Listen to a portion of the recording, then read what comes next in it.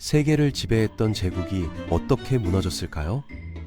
해가 지지 않는다던 나라가 식민지를 모두 잃고 내전으로 찢겨졌다가 독재를 거쳐 겨우 민주주의를 되찾기까지.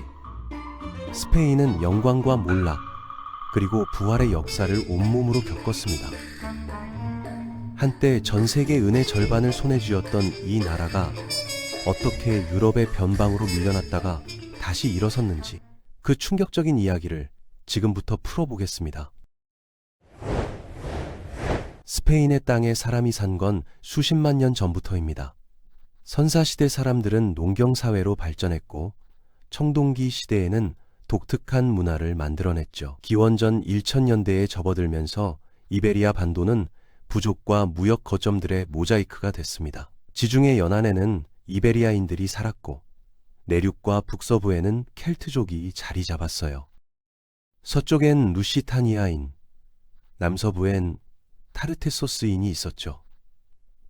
동시에 동지중해에서 온 해양 문명들이 서쪽 해안에 거점을 세웠습니다. 페니키아 상인들은 기원전 9세기에 오늘날의 카디스인 가디르 같은 정착지를 만들었어요. 기원전 7세기에서 6세기 사이에는 그리스 식민지 개척자들도 도착해서 카탈루냐의 엠포리온 같은 곳에 정착했습니다. 기원전 5세기에서 4세기가 되자 북아프리카의 페니키아 후계 국가인 카르타고가 남부 이베리아로 세력을 확장했어요. 옛 페니키아 식민지들과 오늘날의 카르타헤나인 카르타고 노바 같은 새 거점을 장악했죠. 이베리아는 토착 세력과 외부 세력이 뒤섞인 조각보 같은 상태로 남아 있었습니다. 기원전 3세기에 고대 두 강대국인 카르타고와 로마의 전쟁터가 되기 전까지는요, 기원전 218년에서 201년 사이에 벌어진 제2차 포에니 전쟁에서 한니발 바르카는 스페인에서 알프스를 넘어 로마로 진군했습니다. 하지만 결국 로마가 카르타고를 격파했고 기원전 206년까지 카르타고인들을 이베리아에서 몰아냈죠. 이후 2세기 동안 로마는 이베리아 반도의 나머지를 점진적으로 정복했습니다. 켈티베리아인 같은 지역 부족들이 격렬히 저항했지만 기원전 19년 아우구스투스 황제 치세에 북쪽 끝 칸타브리아 전쟁을 끝으로 정복이 완료됐어요. 그 후 이 지역은 히스파니아라는 이름으로 로마 세계에 완전히 통합됐습니다. 로마인들은 오늘날의 타라고나, 메리다, 사라고사 같은 도시들을 세우고 도로, 수도교, 기타 기반 시설을 건설했어요. 히스파니아 경제는 번영했고 곡물 올리브유도주, 금속 같은 상품을 제국 다른 지역으로 수출했습니다. 시간이 흐르면서 현지 주민들은 라틴어와 로마 관습을 받아들였고 점점 더 로마화됐죠. 히스파니아는 철학자 세네카와 루칸, 시인 마르티알, 황제 트라야누스와 하드리아누스 같은 로마의 영향력 있는 인물들을 배출하기도 했습니다. 로마 말기가 되자 히스파니아는 완전히 로마화됐고 이는 초기 스페인 문화의 토대가 됐어요. 라틴어에서 진화한 스페인어와 지역 전체로 빠르게 퍼진 기독교가 그 증거죠. 5세기 초 서로마 제국이 무너지기 시작하자 여러 게르만 부족이 침입해서 이베리아에 정착했습니다. 400년대 초반 반달족, 수에비족, 알란족이 피레네를 넘어 여러 지역을 장악했어요. 수에비족은 갈리시아의 왕국을 세웠고 반달족은 남부 일부를 차지했죠. 하지만 얼마 지나지 않아 또 다른 게르만 민족인 서고트족이 415년경 에스파냐에 들어와 반도를 통일했습니다. 처음엔 오늘날 프랑스의 툴루즈를 중심으로, 나중엔 톨레도를 중심으로 서고트 왕국은 다른 부족들을 몰아내거나 굴복시켰고 남부의 비잔틴 그리스 영토도 밀어냈어요. 6세기 후반까지 톨레도의 서고트 왕국은 거의 모든 이베리아를 통치했고 2세기 넘게 로마의 후계 국가로서 히스파노, 로마 주민들의 법, 관습, 문화, 종교를 보존했습니다. 그러다 711년 스페인 역사를 영원히 바꾼 엄청난 침공이 일어났죠. 타리크 이븐 지야드가 이끄는 북아프리카의 무슬림 아랍인과 베르베르인 군대가 지브롤터 해협을 건너 이베리아에 상륙했습니다. 그들은 진행 중이던 서고트 내전을 이용해 과달레테 전투에서 로드리크 왕을 상대로 결정적 승리를 거뒀어요. 이후 타리크와 그의 상관인 무사 이븐 누사이르가 이끄는 무슬림 군대가 반도를 빠르게 휩쓸었습니다. 718년까지 유럽인들이 무어인이라 부르는 침략자들은 이베리아 거의 전체를 정복했어요. 이 지역은 무슬림 통치 아래 아란달루스로 알려지게 됐고 북쪽 산악 지역의 작은 구역만 통제받게 남아 결국 아스투리아스 기독교 왕국을 형성했습니다. 이슬람 정복은 활기찬 새 시대를 열었죠. 무슬림 스페인은 광대한 우마이야 칼리프국의 속주가 됐습니다. 하지만 8세기 아바스 혁명 때 그 제국이 분열되자 독립적인 무슬림 정치체가 선언됐어요. 처음엔 756년 압드 알라만 1세 아래 코르도바 토우국으로, 나중엔 929년 압드 알라만 3세 아래 코르도바 칼리프국으로요. 무슬림 통치 아래 스페인은 더 넓은 이슬람 세계로 퍼진 황금시대의 일부로서 과학, 철학, 의학, 예술, 건축의 놀라운 번영을 목격했습니다. 당대 많은 유럽 왕국들보다 종교적 관용도 훨씬 높았어요.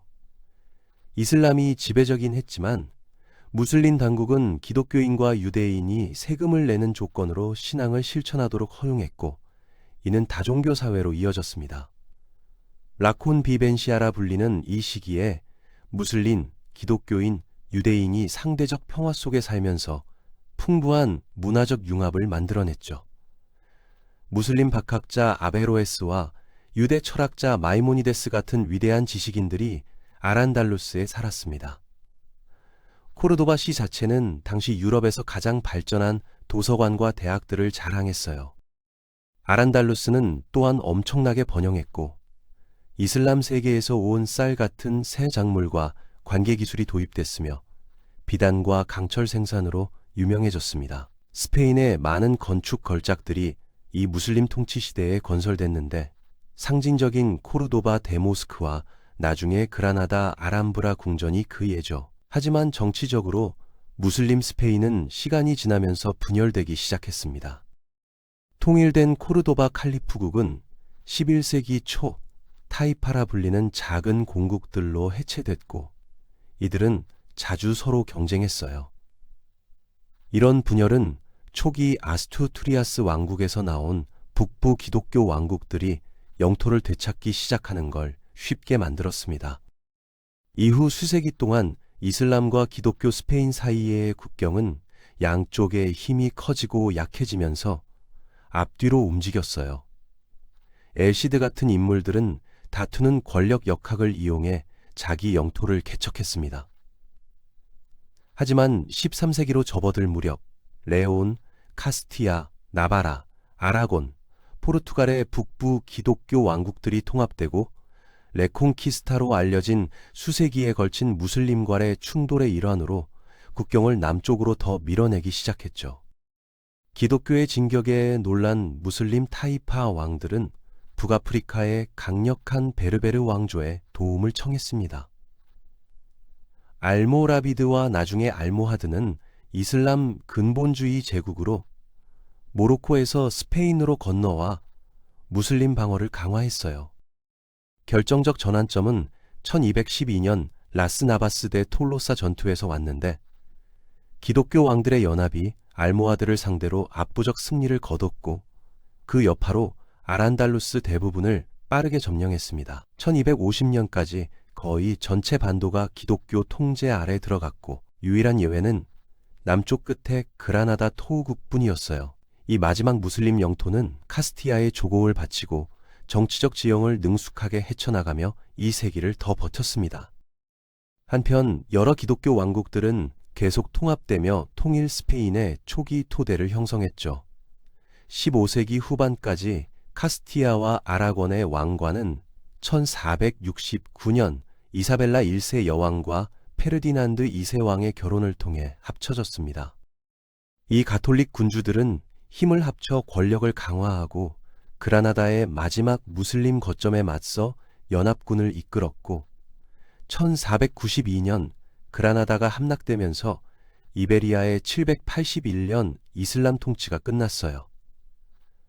그 운명적인 해에 왕과 여왕은 두 가지 중대한 결정을 더 내렸습니다. 우선 기독교로 개종을 거부한 스페인의 남은 유대인 인구를 추방했고 가톨릭 신앙의 종통일성을 강제하는 스페인 종교재판소의 권한을 확대했어요. 종교재판소는 옛 종교를 몰래 실천한다고 의심되는 개종한 유대인인 콘베르소와 나중에 개종한 무슬림인 모리스코를 표적으로 삼았습니다. 둘째로 그들은 크리스토퍼 콜럼버스의 대서양 횡단 항해를 후원하기로 합의했고 이는 스페인을 세계적 명성의 길로 이끌 새 시대를 열었죠. 그해 10월 콜럼버스는 바하마에 상륙하면서 유럽의 아메리카 발견으로 가는 문을 열었습니다. 이후 수십 년 동안 스페인 정복자들은 아즈텍과 잉카의 강력한 원주민 제국을 포함해 신대륙의 광대한 영토를 탐험하고 정복했어요. 이런 영토 획득은 역사상 가장 큰 제국 중 하나인 스페인 제국을 낳았고 18세기 절정기에는 거의 모든 남미와 중미, 멕시코, 플로리다, 현재 미국의 일부, 필리핀 같은 아시아 태평양의 식민지, 아프리카의 거점을 아우렀습니다. 특히 멕시코와 페루 광산에서 나온 은과 금 같은 엄청난 부가 스페인 국고로 흘러들어가면서 지구상에서 가장 강력하고 부유한 나라 중 하나가 됐죠. 하지만 스페인의 제국 확장은 신대륙에 국한되지 않았습니다. 1516년 왕위는 페르디난드와 이사벨라의 손자인 카를로스 1세에게 넘어갔어요. 카를로스는 신성 로마 제국 황제 카르 5세로 더 잘 알려져 있는데 스페인뿐만 아니라 중부 유럽의 합스부르크 영토도 물려받았거든요. 그 결과 카를 5세는 해가 지지 않는 제국을 다스렸습니다. 그는 동시에 카스티아, 아라곤, 나폴리, 신대륙 식민지를 포함한 스페인의 왕이자 신성 로마 제국 황제로서 시대의 가장 강력한 군주였죠. 하지만 이 엄청난 영토 상속은 상당한 도전을 가져왔습니다. 스페인 왕권의 행정은 카를 5세의 아들 펠리페 2세 아래 중앙집권화됐고 그는 1561년 마드리드에 새 수도를 세웠어요. 그럼에도 합스부르크 영토 대부분은 내부와 외부의 압박에 직면했습니다. 북유럽 대부분이 16세기 중반 프로테스탄트 종교개혁의 한가운데 있었고 유럽의 주요 가톨릭 세력인 스페인은 신앙을 지키는 데 상당한 자원을 투입했어요. 여기엔 저지대 국가들의 네덜란드 반란을 진압하려는 노력이 포함됐는데 결국 네덜란드 공화국의 독립으로 이어졌고 영국과의 충돌, 특히 1588년에 불운한 스페인 무적함대 원정도 있었습니다. 한편 지중해는 기독교와 이슬람의 투쟁에서 주요 전선이 됐는데 확장하는 오스만 제국이 상당한 위협을 가했거든요. 1571년 펠리페 2세는 베네치아 및 교황청과 힘을 합쳐 레판토 해전에서 오스만 함대를 결정적으로 격파했어요.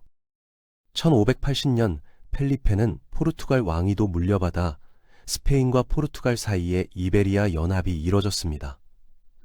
이 연합은 60년간 지속됐고 두 나라의 광대한 해외 제국을 단일 군주 아래 모았죠.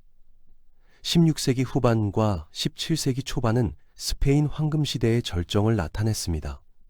제국의 힘뿐만 아니라 문화적 성취에서도요.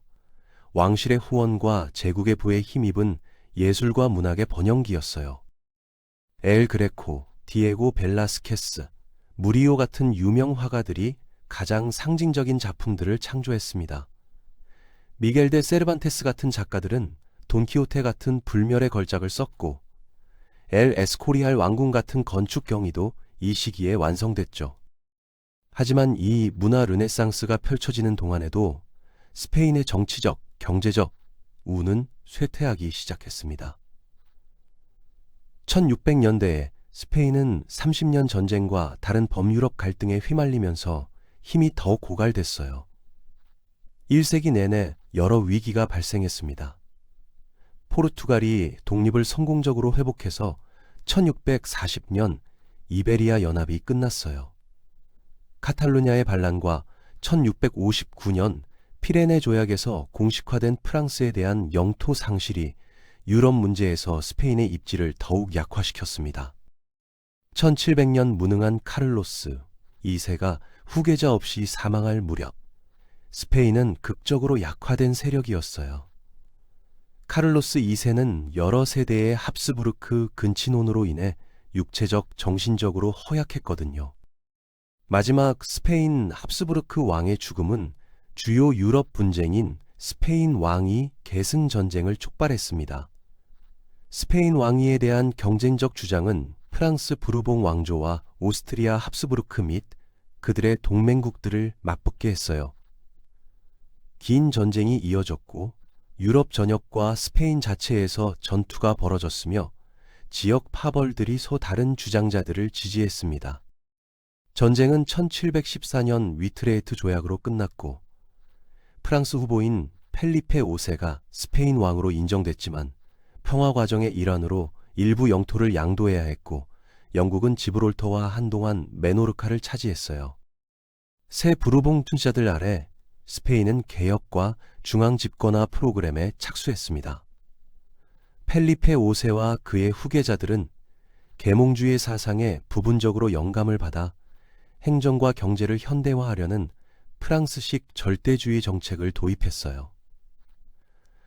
18세기 중반 카를로스 3세는 과학과 학문을 증진하고 도로와 운하 같은 기반 시설에 투자하고 농업과 상업을 현대화하고 교회의 권력을 줄이는 수많은 계몽주의에 영감받은 개혁을 시행했습니다. 부르봉 개혁으로 알려진 이런 조치들은 정체된 경제를 활성화하고 스페인과 식민지 모두에서 통치를 간소화하려 했어요.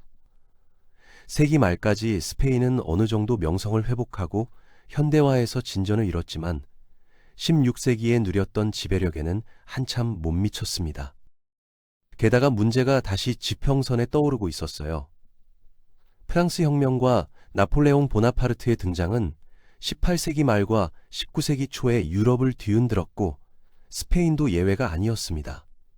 처음엔 나폴레옹 프랑스의 동맹이었지만 1808년 나폴레옹이 스페인 왕위를 장악하고 그의 형 조제프 보나파르트를 왕으로 앉히자 스페인의 운명이 바뀌었어요. 이는 1808년 5월 5일 마드리드 사람들이 프랑스 점령에 반란을 일으키면서 대규모 봉기를 촉발했는데 화가 프란시스코 고야가 유명하게 묘사한 사건이죠. 반란은 빠르게 퍼져 반도 전쟁이 시작됐습니다. 스페인 정규군, 지역 민병대, 게릴라 전사들이 프랑스 점령자들에 맞서 무기를 들었어요. 웰링턴 공작 아서 웰즐리가 이끄는 영국은 스페인 저항군 및 포르투갈 군대와 동맹을 맺어 프랑스와 싸웠습니다. 전쟁은 잔혹했고 양측 모두 만행을 저질렀어요. 수년간의 피비린내 나는 충돌 끝에 프랑스는 점차 지쳐갔고 1814년까지 나폴레옹의 군대는 스페인에서 쫓겨났습니다. 스페인이 자신의 자유를 위해 싸우는 동안 아메리카의 식민지들은 그 순간을 포착해 자신들의 자유를 추구했어요. 1810년대부터 미국과 프랑스 혁명에 영감받은 스페인령 아메리카가 반란을 일으켰습니다. 1825년까지 멕시코, 그란 콜롬비아, 페루, 아르헨티나 등을 포함한 거의 모든 스페인 식민지가 수년간의 피비린내 나는 투쟁 끝에 독립을 쟁취했어요. 스페인은 카리브해의 섬 식민지들과 필리핀 같은 몇 개의 해외 영토만 남았습니다. 제국의 상실은 스페인 경제와 세계적 명성에 치명적 타격을 입혔죠. 하지만 19세기 내내 더 많은 불안정이 뒤따랐습니다. 절대주의와 자유주의 사이를 오갔던 페르디난드 7세가 1833년 사망하면서 왕관을 딸 이사벨라 2세에게 남겼어요. 하지만 그의 형제 돈 카를로스가 계승의 이의를 제기하면서 첫 번째 카를리스트 전쟁이 촉발됐습니다. 이사벨라를 지지하는 자유주의자들과 카를로스를 지지하는 전통주의자들 사이에 잔혹한 내전이었죠. 이사벨라의 대의가 승리했지만 카를리스트 봉기는 2세기 동안 반복적으로 재발할 것이었습니다. 자리를 지키긴 했지만 이사벨라 2세의 치세는 정치적 불안정, 군사 쿠데타, 파벌주의로 얼룩졌어요. 철도의 출현, 산업 성장, 전국적으로 초기 자유주의 개혁에 조짐이 있었습니다.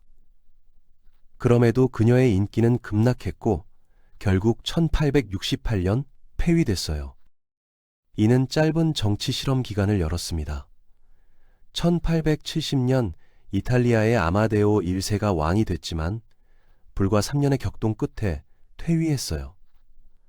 그의 뒤를 이어 선포된 제1 스페인 공화국도 내부 분열과 재발한 카를리스트 폭력 속에 빠르게 무너졌습니다. 부르봉 왕조는 1875년 이사벨라의 아들 알폰소 12세가 왕위에 오르면서 복구됐어요. 새 헌법이 도입됐고 나라를 안정시키려는 시도로 보수와 자유주의 정부를 번갈아가는 정치 시스템이 만들어졌습니다. 이 시기는 고통받던 스페인에 어느 후 정치적 평온을 가져왔죠. 하지만 세기 말에 추가 굴욕이 따라왔습니다. 1898년 스페인 미국 전쟁이 발발한 거예요. 쿠바 독립에 대한 미국의 지원으로 시작된 이 전쟁은 빠르게 재앙적 전쟁으로 확대됐고 스페인은 남은 주요 해외 식민지인 쿠바, 푸에르토리코, 필리핀을 모두 잃었습니다. 98년의 재앙은 스페인을 자아성찰의 시기로 빠뜨렸어요. 제국이 사실상 사라지자 나라는 관심을 아프리카로 돌렸고 20세기 초 모로코에 식민지 거점을 세웠습니다. 알폰소 13세가 제1차 세계대전 동안 스페인을 중립으로 유지해서 경제가 잠깐 활성화됐지만 전후 위기가 곧 찾아왔어요. 1921년 스페인 군대는 모로코에서 베르베르 부족민들의 손에 굴욕적 패배를 당했습니다.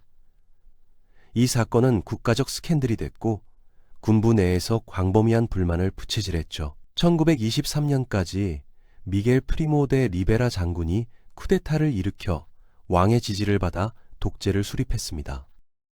헌법은 정지됐고 프리모 데 리베라는 총리로서 독재적으로 통치했어요. 비록 정권이 비합법적으로 태어났지만 초기 성공을 누렸는데 모로코 분쟁을 끝내고 경제를 안정시키며 기반 시설에 투자했거든요. 하지만 1930년까지 경미한 경제 침체와 지지 약화로 정권이 무너졌습니다. 독재와의 연관으로 오염된 군주제도 곧 무너졌어요. 1931년 4월 선거에서 공화주의 후보들에 대한 압도적 지지가 나타나자 알폰소 13세는 망명길에 올랐습니다. 제2 스페인 공화국이 신속히 선포됐죠. 공화국은 대대적인 개혁을 도입했어요. 세속적 헌법, 여성 참정권, 토지 재분배, 지역 자치, 교회와 군부 권력의 억제 등이었습니다. 하지만 이런 변화들은 나라 내 많은 보수 세력을 소외시켜 추가적인 정치 양극화와 폭력으로 이어졌어요. 1930년대 초 내내 일련의 근소한 차이로 승리한 선거들이 스페인의 정치적 운명을 좌우로 흔들었고 1936년 7월 프란시스코 프랑코가 이끄는 군 장교들이 쿠데타를 일으켰습니다. 하지만 그들은 전국적으로 지지를 얻는데 실패했고 이는 스페인 내전의 발발을 촉발했죠. 프랑코가 이끄는 국민파는 군주주의자, 파시스트, 성직자로 구성됐고 자유주의자, 사회주의자, 공산주의자, 무정부주의자로 이루어진 공화파와 맞섰습니다. 전쟁은 당시에 더 넓은 지정학적 배경에 맞춰 빠르게 국제화됐어요. 나치 독일과 파시스트 이탈리아가 프랑코를 지원했고 소련관 국제의용군이 공화국을 지지했습니다. 전쟁은 잔혹했고 게르니카 폭격 같은 양측 모두의 만행이 있었죠. 결국 더 나은 조직과 더 큰 지원을 받은 국민파가 1939년 마드리드를 점령하면서 승리했고 프랑코는 즉시 승리를 선언했습니다. 약 35만 명의 스페인인이 분쟁에서 사망했고 수십만 명이 해외로 도망쳤으며 산산조각 나고 트라우마에 빠진 나라를 새 독재 아래 남겨뒀어요. 프랑코는 권위주의적인 극보수 국가를 수립했습니다. 군주제는 정지됐고 팔랑해당이 유일한 합법 정당이 됐으며 수천 명의 공화주의자들이 처형되거나 투옥됐어요. 정권은 가톨릭을 장려하고 반대 의견을 검열하고 바스크어, 카탈루냐어, 갈리시아어 같은 지역 언어와 정체성을 억압하면서 카스티아 문화의 뿌리박은 통일된 스페인 정체성을 선호했습니다. 제2차 세계대전 동안 추축국의 동조적이었지만 프랑코는 스페인을 공식적으로 중립으로 유지해서 대륙 대부분을 집어삼킨 파괴로부터 나라를 구했어요. 전쟁 후 스페인은 어느 정도 정치적으로 고립됐습니다. 하지만 냉전의 시작이 이를 바꿨어요. 서방 세력들은 프랑코의 확고한 반공산주의를 가치 있게 여기고 그의 정권과 재결합했으며 재정 지원의 대가로 군사 기지를 열었습니다. 1950년대와 60년대에 프랑코 정부는 자유주의 경제 개혁을 시행했고 이른바 스페인 기적을 낳았는데 급속한 산업화, 관광, 외국 투자가 스페인을 현대 경제로 변모시킨 시기였어요. 생활 수준이 올랐지만 불평등과 억압은 지속됐고 특히 학생들과 지역 민족주의자들 사이에서요. 1970년대가 시작되자 많은 스페인인들이 나이 들고 자식 없는 프랑코가 사망하면 어떻게 될지 궁금해하기 시작했습니다. 그는 알폰소 13세의 손자인 후안 카르로스 왕자를 후계자로 지명해서 프랑코주의를 수년 동안 보존하길 희망했어요. 하지만 1975년 프랑코가 사망하고 후안 카를로스가 왕위에 올랐을 때 그는 많은 이들을 놀라게 하며 스페인의 평화적 민주주의 이행을 이끌었습니다. 그는 개혁주의자 아돌포 수아레스를 총리로 임명했고 정당들을 합법화했으며 1977년 자유선거를 실시했어요. 1978년 새로운 민주헌법이 뒤따랐고 의회 군주제를 수립하고 자치 공동체 시스템을 통해 스페역적 다양성을 인정했습니다. 20세기의 나머지 수십 년은 민주 스페인이 서방 세계로 통합되는 걸 목격했어요. 1982년 NATO에 가입했고 1986년 유럽 경제 공동체에 가입했으며 이전에는 볼 수 없었던 번영과 세계적 명성을 경험했습니다. 1992년 바르셀로나 올림픽 개최가 이를 상징했죠. 이 번영은 새 천년으로 계속됐습니다. 하지만 2008년 세계 금융위기가 이 진전 대부분을 중단시켰고 대규모 실업과 나라의 흔들리는 재정을 안정시키기 위한 긴축치 시행으로 이어졌어요. 그 이후 스페인은 회복의 길을 걸어왔고 경제가 활성화되는 조짐을 보이고 있습니다. 카탈루냐 독립운동과 군주제의 미래 역할에 대한 질문 같은 내부 도전을 계속 마주하고 있지만 오늘날 스페인은 오랫동안 열망해온 안정적인 민주국가로 서 있어요. 수세기의 혼란, 분열, 끊임없는 변화를 견뎌낸 끝에 말이죠.